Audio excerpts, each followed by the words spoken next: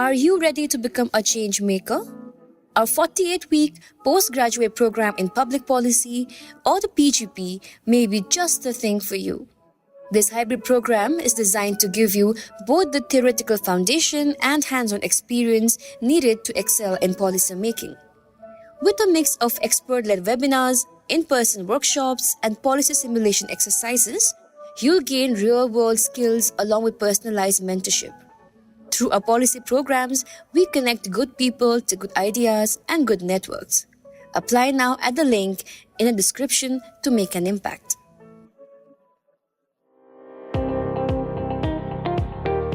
Welcome to All Things Policy, a daily podcast by the Takshashila Institution. We are a bunch of policy nerds based in Bengaluru, and we like bringing fresh perspectives to Indian affairs and Indian perspectives to global affairs. So grab a cup of coffee, sit back, and join us for today's chat. Hello everyone. My name is Shobhankita and I'm a research analyst with the High-Tech Geopolitics program at the Takshashila Institution. China has emerged as one of the world's leading developers of unmanned combat aerial vehicles. For the purpose of this podcast, we'd be calling them UCAVs. China's dominance in the global exports of UCAVs is reflected especially in its exports to West Asia and Central Africa. This podcast is an attempt at examining the factors that have enabled China to build such a robust export market, the politics of UCAV exports, and the implications for other countries, including India. I'm joined by Adya Madhavan, a fellow researcher with the Takshashila Institution. Adya tracks military affairs, and this podcast is based on her research work on UCAVs. Hello, Adya. Welcome to All Things Policy. Hi, thank you so much for having me, and I'm really excited to be a part of this conversation. Thank you. Let's kick this off with the basics, right? For the purpose of our conversation, could you maybe set the tone with what UCAVs even are? Okay, so UCAVs, honestly, in common parlance, are usually referred to as drones, and we read a lot about armed drones. UCAVs are essentially any form of uncrewed aerial vehicle where there's no pilot present, where it is either remotely operated or it functions autonomously. And the factor that differentiates UCAVs from other unmanned aerial vehicles is the fact that they have the ability to carry weapons payloads, which allows them to either autonomously or remotely deploy weapons. Interesting. Thank you for that. So recently, the war between Russia and Ukraine saw UCAVs being used at an unprecedented scale. Looks like both countries now produce as many as 4 million UCAVs a year. And this ranges between smaller close-range vehicles as well as really large aircraft-sized UCAVs. So could you maybe walk us through how UCAVs contribute to how aerial combat and surveillance happens? And with this thrown in the mix, how does this change war dynamics? See, I feel like there's two key features which determine how UCAVs impact warfare. Firstly, there's the fact that they're unmanned, so the element of human risk is removed from the equation altogether. And then therefore they can be a replacement for highly trained pilots or much more expensive fighter jets. Not to say that UCAVs are always cheaper than fighter jets. You'll find in the case of larger UCAVs like the US's Reaper that it's almost as expensive, if not more expensive, than a fighter. But UCAVs are perceived as a lower level of escalation, if that makes sense.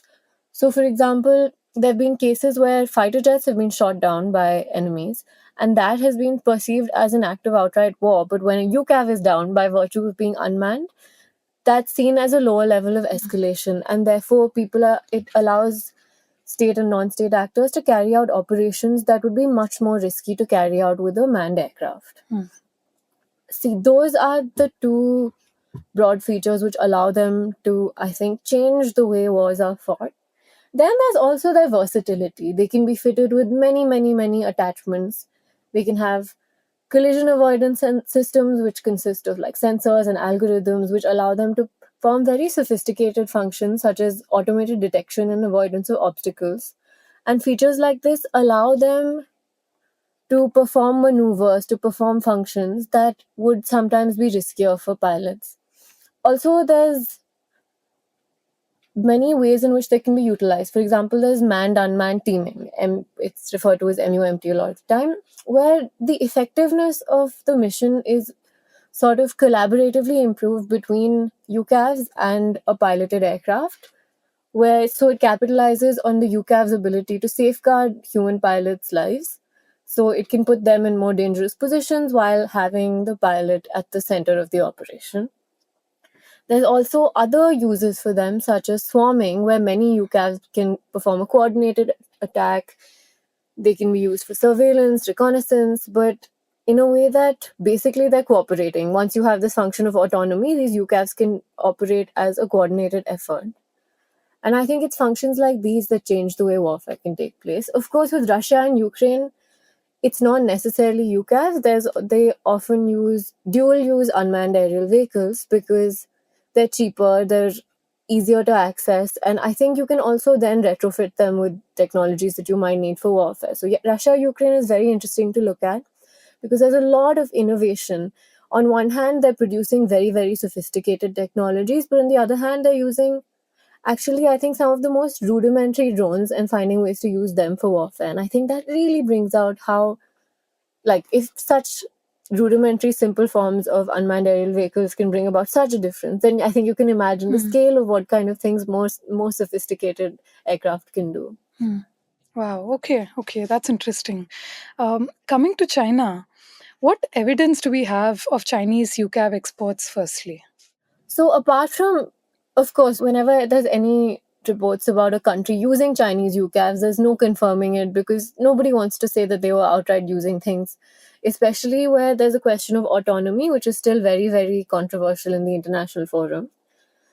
But so I looked at the Stockholm International Peace Research Institute's arms export database, and they have a lot of data.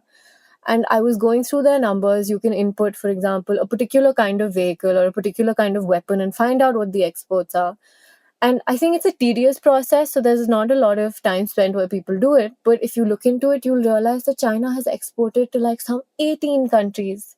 Of course, there's varying numbers. The time period is differing.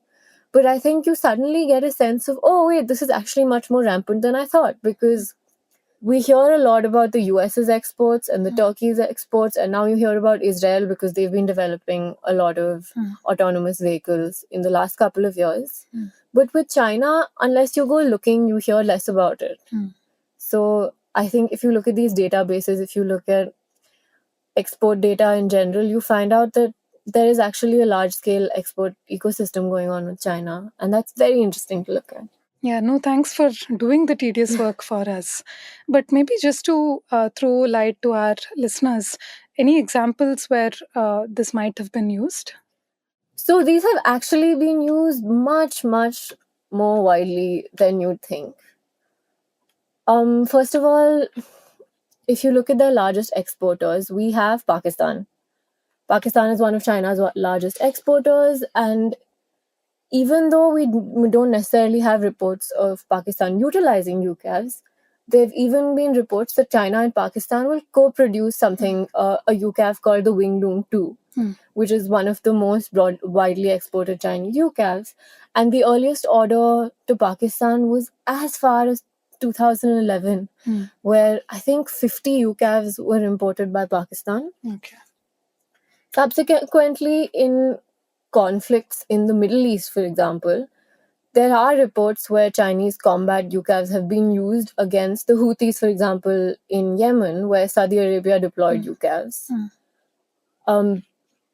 In Central Africa also, there have been a lot of movements, there have been a lot of rebellions that governments have tried to quell with these UCAVs. Okay. But then again, governments neither confirm or deny any of these suspicions. But of course, there's reports, and if you go digging, you'll read about it. And I think there may be some truth to these because... Yeah. Okay. Another thing that struck out to me from your research work is that Chinese UCAVs seem to be less sophisticated, less powerful in absolute metrics as compared to, say, their Israeli or Western, particularly the US counterparts. So, what then explains how China has come to dominate in terms of quantity and volumes in UCAV exports globally?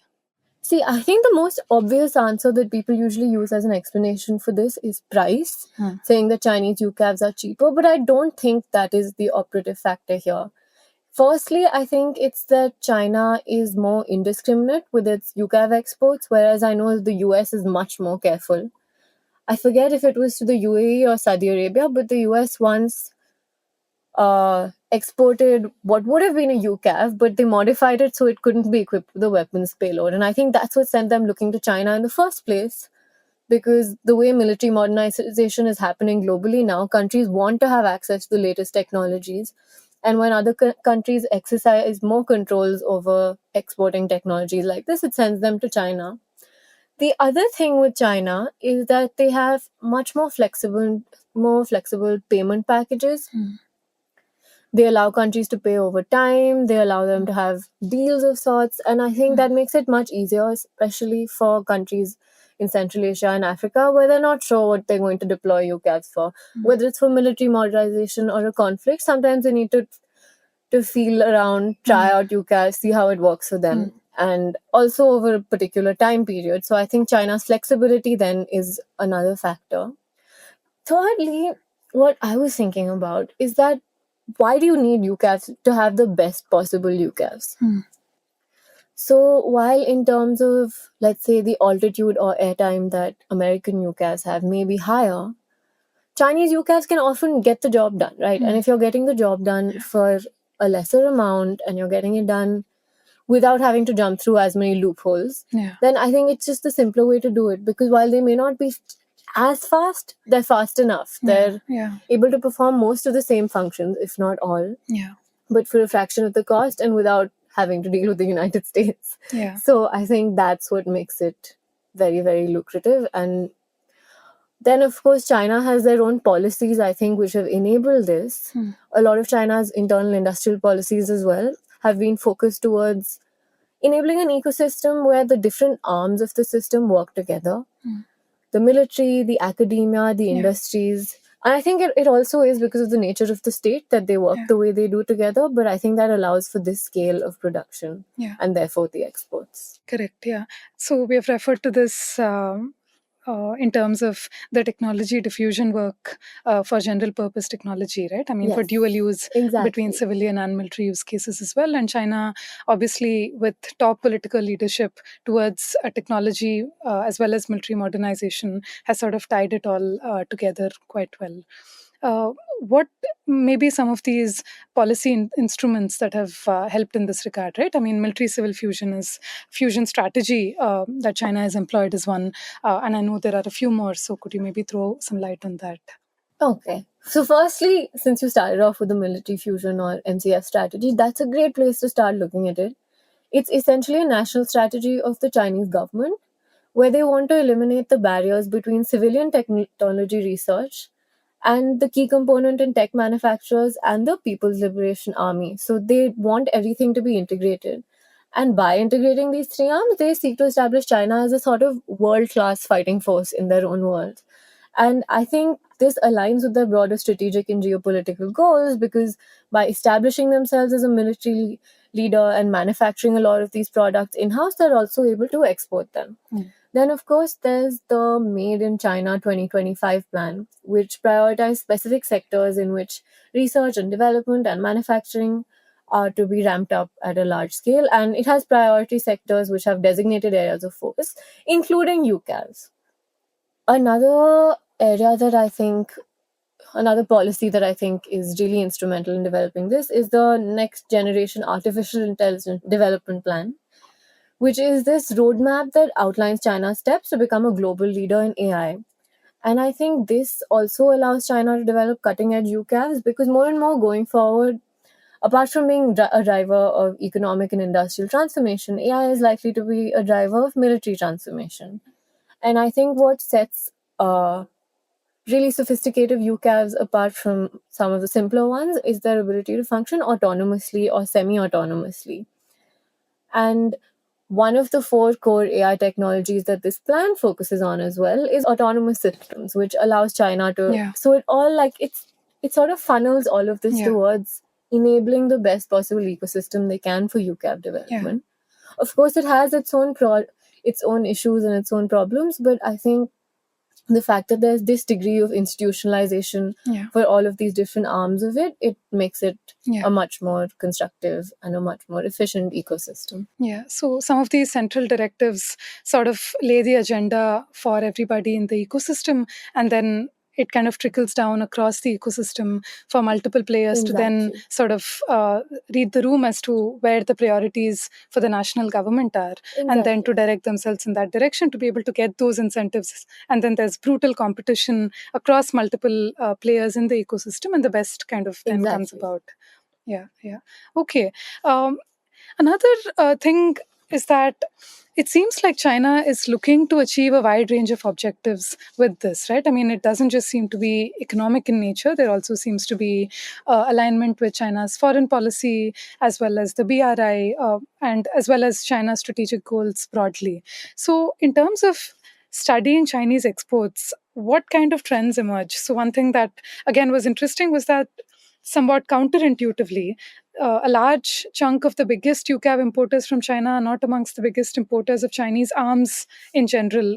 So I found some of these insights quite remarkable, because it does look like there's just a whole bunch of things going on with just UCAV exports. So it's not purely just strategic. Yeah, exactly. I think, for example, if you look at Saudi Arabia, since you started off with the point about wider arms exports, China's arms deals with Saudi Arabia have been largely restricted to UCAVs and then perhaps missiles. But beyond that, although China and Saudi Arabia's relations are pretty good, China actually brokered a resumption of bilateral relations between Iran and Saudi Arabia about 2 years ago. Their military imports have not actually been that large from China. I think UCAVs in general comes from this need for Saudi Arabia to modernize their own military.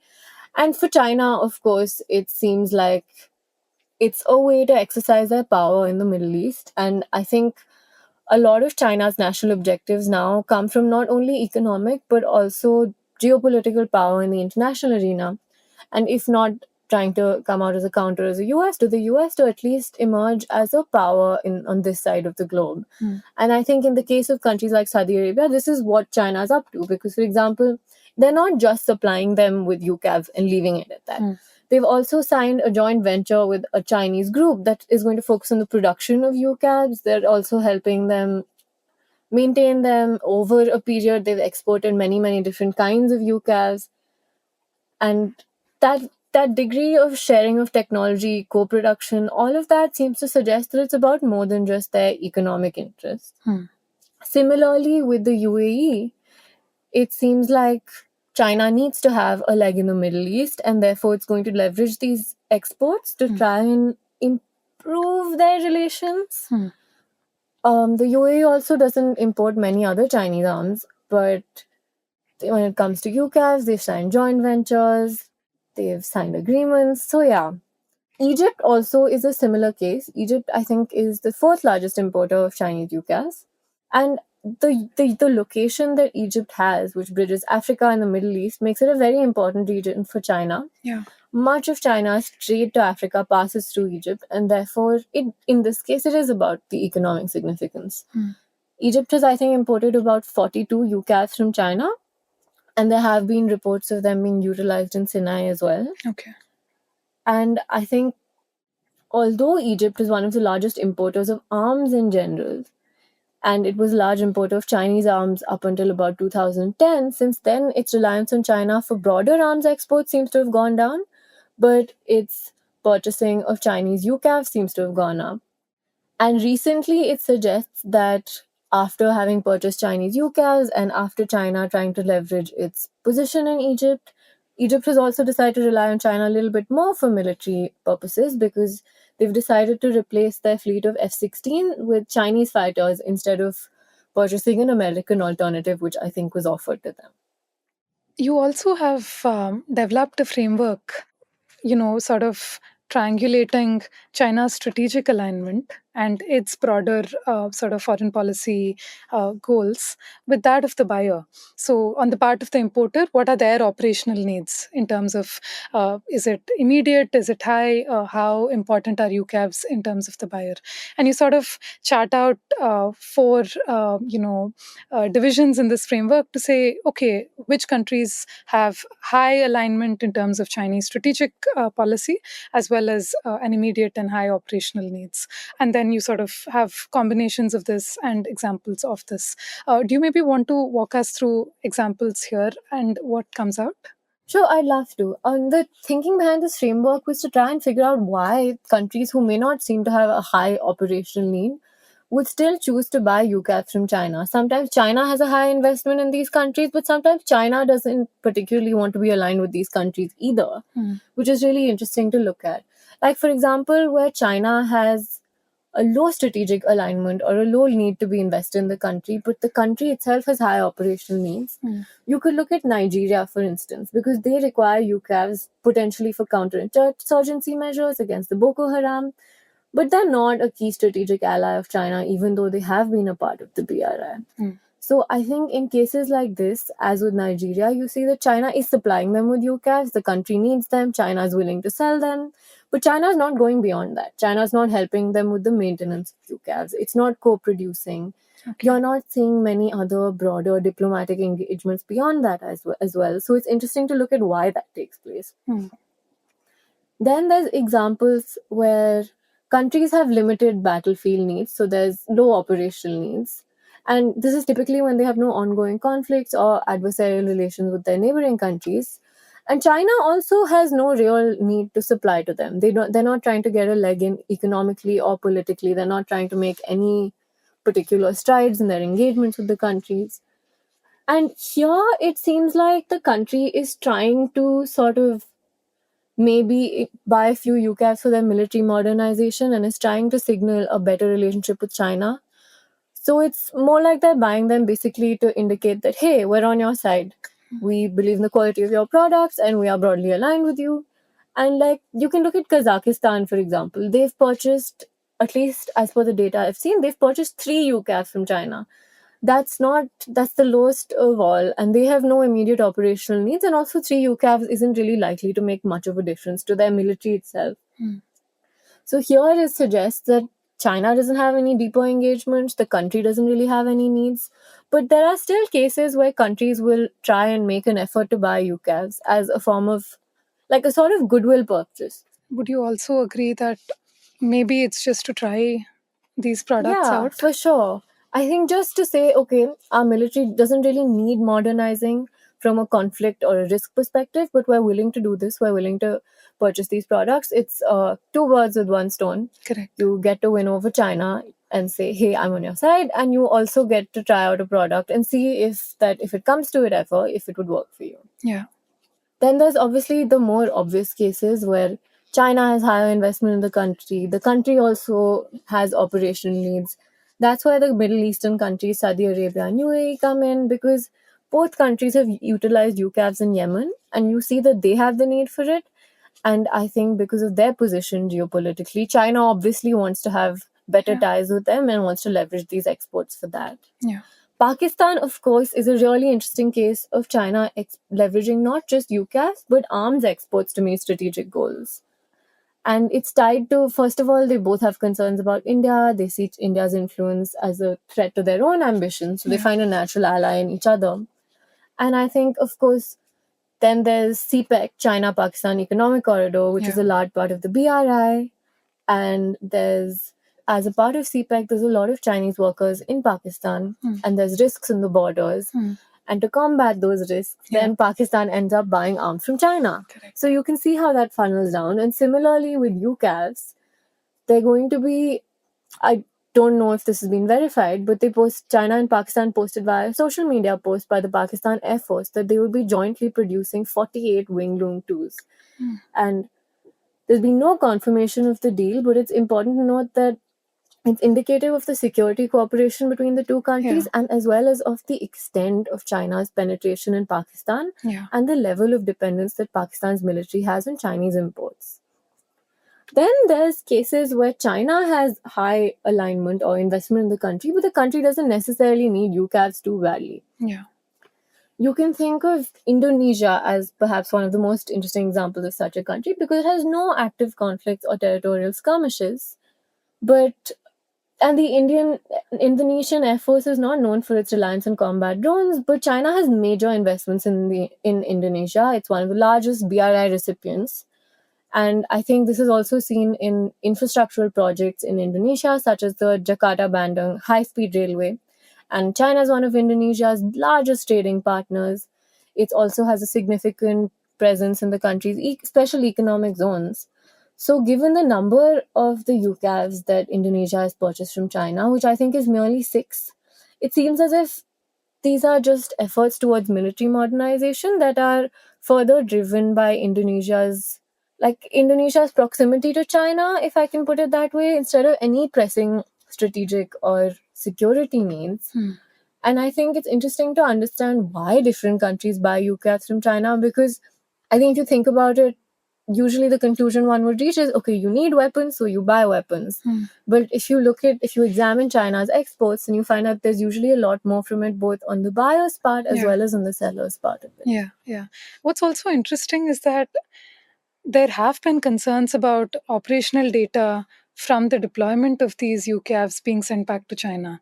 And especially for China that hasn't been battle tested, this can be quite helpful.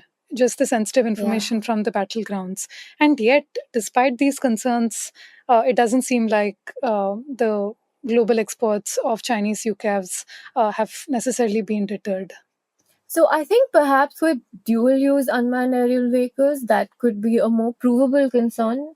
But again, reports of this, of course, are really far and few beyond. Between, it's very hard to come by. And I've heard rumors of this online, but I haven't actually read one concrete report. This is something I've been thinking about as well. But my somewhat uninformed take on this is that if a country is purchasing from China, obviously there's a certain degree of trust that's present. To say, even if we're not like key strategic allies, we're willing to trust you with this sensitive piece of military equipment. And I think even if China does get operational data, if China sees how other countries are using them, the conflicts they're deploying them in, it's likely to be very different from China's own military context. So I don't know exactly how much of an insight it would be able to provide. Additionally, in terms of things like communication systems, although, of course, I think with most Chinese products now, the general rhetoric, especially even with things like DeepSeek now, is that, oh, there could be security concerns with things like communication systems and UCAVs. The assumption I'm operating on is that countries who are purchasing from China are likely to make sure they're secure enough to carry out military operations that are probably covert. So I think while it is a concern, it obviously doesn't seem to be enough of a concern to hinder China's exports because they are the way they are. Yeah. Cool. So now that we are sort of coming to the end of this podcast episode, I wanted to ask you before we move on to the implications for India, if there's anything that you'd sort of want to add, anything that we have missed out. I think we've actually covered a lot. When it comes to the implications for India, of course, I think we need to recognize that India and China's contexts are very different, and where they are with the development of the particular robotics or AI technologies that are needed for UCAVs are likely to be different. I know there's a lot of emphasis on India's military modernization being Atmanirbhar or indigenous, but I think it's also important to recognize that there are situations where it might be useful to collaborate with other countries or buy technologies. And the way Pakistan's found a trusted partner in China, I think, there could be areas where it would benefit India to import products from elsewhere. But of course, understanding the context and the nature of the relations between those two countries would determine that. I think bottom line, though, is that it is important for India to focus on technology such as UCAVs, because to remain technologically competitive in this very, very rapidly evolving military terrain, I think it's integral to keep up. But of course, I think we're a long way from there, and we should still capitalize on what we have and maybe not try to make huge strides, but to miss out on the smaller next steps. Yeah. So India still seems to be quite nascent in its development of UCAVs. But at the current adoption rate, it does seem like UCAVs will soon become an integral part of combat and surveillance and even just the global dynamics of war. Obviously, this has implications for us in India, and we must keep a close watch, not just in developments in technology in terms of war, but also particularly our adversarial neighbors' activities, which are quite bustling in this regard. Adya, I want to thank you for your research and helping further our understanding of the Chinese UCAV ecosystem. Thank you so much for having me, and I hope this is an interesting conversation. Awesome. Thank you. If you liked our show, dive into Takshashila's research on technology, strategy, and economic affairs. Check us out at our Twitter handle @Takshashila INST or our website takshashila.org.in.